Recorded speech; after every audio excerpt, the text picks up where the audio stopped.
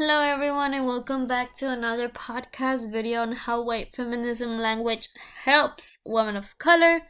In the past episodes we have been talking about the gap that I presented to you guys that I was really worried on my last research, which was how white feminism language betrays women of color, and simply the things that I've discovered, how it was very biased and I wasn't being very specific on how there is white feminism that have been helping our community.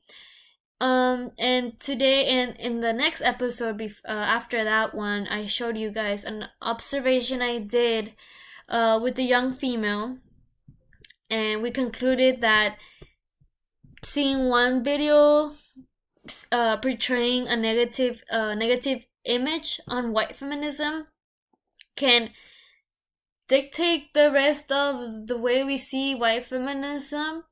But after seeing a positive video, we came to realization like, okay, this is not everyone, and we understood that not everyone is the same, and not every white feminist wants to betray the woman of color, and that there is a lot of white feminists who have helped us in many ways. And well, at the end of my videos, I'm always telling you, like, come on, create awareness, talk to your friends about it, talk to your mom, to your tias, to your abuelas, whatever, etc., right?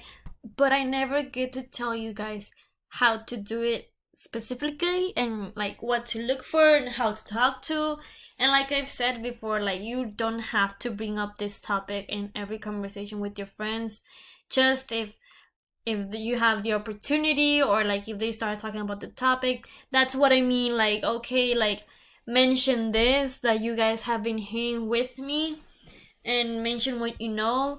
But if you guys were looking for something else to, like, I don't know, get more informed, join something, whatever the case might be, I have it just for you guys. But wait, first things first, we as women, we must need to feel empowered. Why do I say this? Because this is just my personal example. I'm not saying this is the same way for everyone. As a young Latina, the Mexican culture tends to be a real machista, sexism. And in my house, for example, whenever I would try to speak up for women, men will tend to try to bring me down because they feel like I don't know what I'm talking about, and they want me to be submissive. And these books helped me to grow, to feel empowered, to feel confident. But first, the first book that I read was I Am Malala. This book really inspired me to reflect on my life, on the opportunities that I have, and how I have this technology, the social media, a lot of resources that I'm not taking advantage. This book helped me reflect on it. The next one is this Bridge Called My Back. This is a book made by a lot of women of color, and they simply just give their sexist experiences that they have gone through, as well, like from interviews, social media, essays, school, etc. And it just opens up to it just like opens up your eyes, and it just makes you think like, oh my god, like this woman went through this, or like it just gives you a lot of other examples. And the last one, the current that I'm currently reading this one, is How to Build a Goddamn Empire.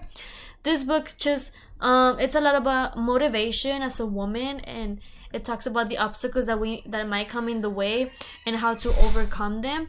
And it's been very fun to read it. I really enjoy reading, especially books that I like and that I feel motivated, especially about this topic. It's a topic that really interests me a lot. So of course there are a lot of other books that you guys might know about. Always do your own research, but these are just like some books that I liked and that have helped me a lot. Up next we have social media. So social media has been very accessible for us. It's a really great platform to create awareness. It's very simple. We can just share content from other creators, and create awareness in the social media world. If you're a person that you don't have time, that you have a lot of jobs, that you have school kids, whatever the case might be, and you have, I don't know, 10 minutes of your day and you spend it on social media, take a look about on these pages that I'm about to show you. This is Deja Fox. She's a young advocate strategist. She helped in the campaign of Kamala Harris. She was the youngest one. She is a woman of color. She suffered from homeless. She suffered from a lot of things, but she got her way out, and she's just very, very inspirational. And I found her a while ago on TikTok, and I started following her on Instagram. And her page, on every post, there's always something, a caption that just like impacts you, a caption that makes you feel empowered. And she is an advocate for women empowerment, to feel women feel comfortable with their bodies, who they are. And she is, as you can see in her bio, she is the founder of Gen Z Girl Gang, and I will show you guys later on in the video. I just want you guys to see what her page looks like.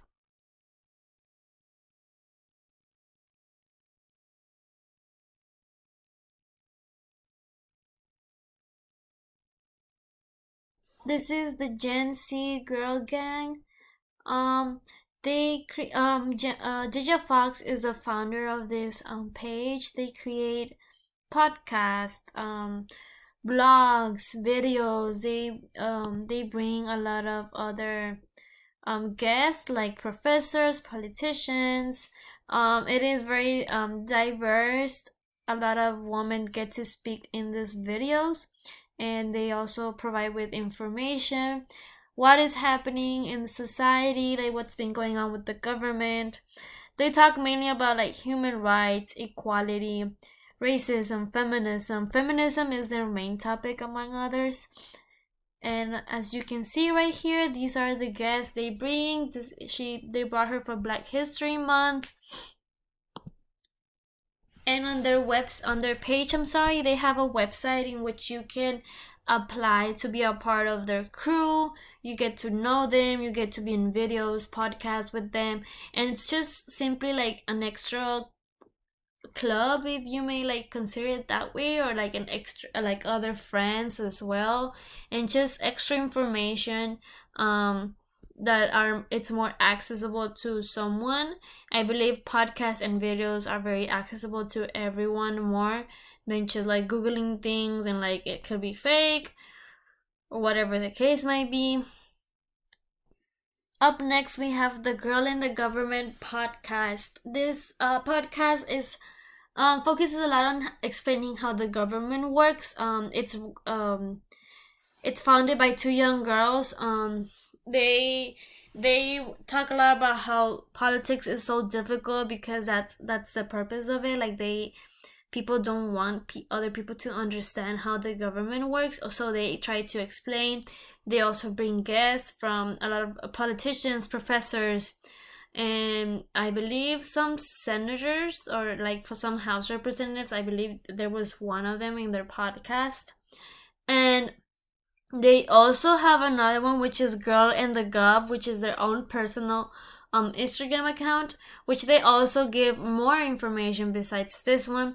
But this podcast, you can find it on Spotify. You can also join their group. You can get to know them, get to be featured in their podcast and videos as well. You get to hear other guests, just extra information to gather and be aware of.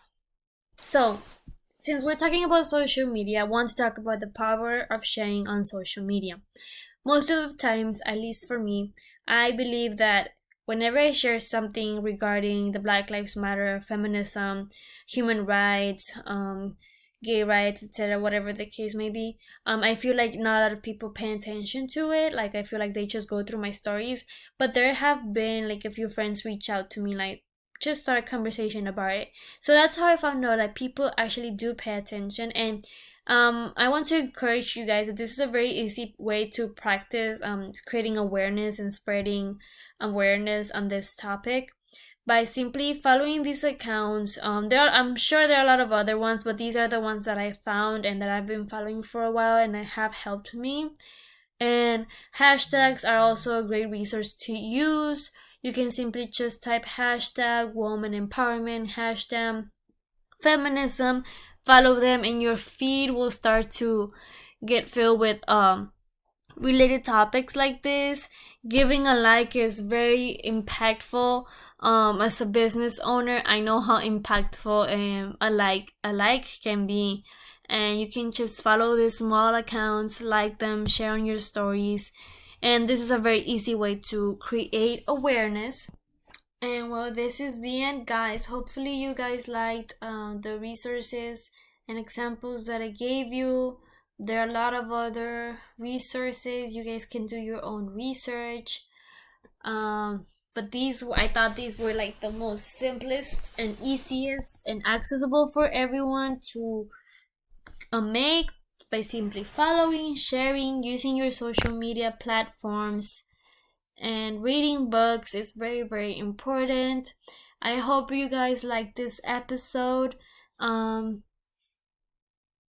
remember that although there is a lot of injustice in this world, in this country, in this government, towards everyone, towards women, people of color, natives, African American, Latinos, Asians, literally everyone, and most of the time it's targeted by it's white people that do this damage to us.